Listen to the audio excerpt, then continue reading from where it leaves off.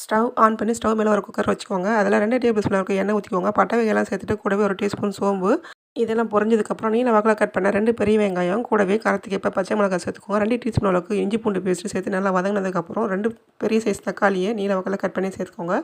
கூடவே உங்கள்கிட்ட என்ன வெஜிடபிள் இருக்குதோ அதெல்லாம் சேர்த்துக்கோங்க. நான் வந்து கேரட், பீன்ஸ், உருளைக்கிழங்கு, அதுக்கப்புறம் முட்டைகோஸ், அதுக்கப்புறம் காலிஃப்ளவர்லாம் சேர்த்துருக்குறேன். உங்கள்கிட்ட என்ன வெஜிடபிள் இருக்குதோ அதெல்லாம் சேர்த்துக்கோங்க. சேர்த்துட்டு இது ஒரு 5 நிமிஷம் வதங்கட்டும். கூடவே கொஞ்சமாக உப்பு சேர்த்துக்கோங்க. வதங்கினதுக்கப்புறம் புதினா கொத்தமல்லி இலை இருந்ததுன்னா சேர்த்துக்கோங்க. கூடவே மீல் மேக்கர் இருந்ததுன்னா ஒரு 50 கிராம் அளவுக்கு சேர்த்துக்கோங்க. கூடவே 10 மணி நேரம் ஊற வச்ச கோதுமையை 2 விசில் வேக வச்சுட்டு தண்ணியை வடிச்சிட்டு அதை கோதுமையை இதில் சேர்த்துக்கோங்க. கூடவே காரத்துக்கு ஏற்ப தனி மிளகாய் தூள் சேர்த்துக்கோங்க. 1 டீஸ்பூன் அளவுக்கு கரம் மசாலா தூள் சேர்த்துட்டு நல்லா கலந்து விட்டுக்கோங்க.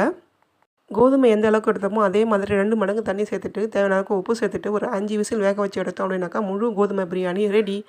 சாப்பிட்றதுக்கு ரொம்பவே டேஸ்ட்டாக இருக்கும். செய்து பாருங்கள்.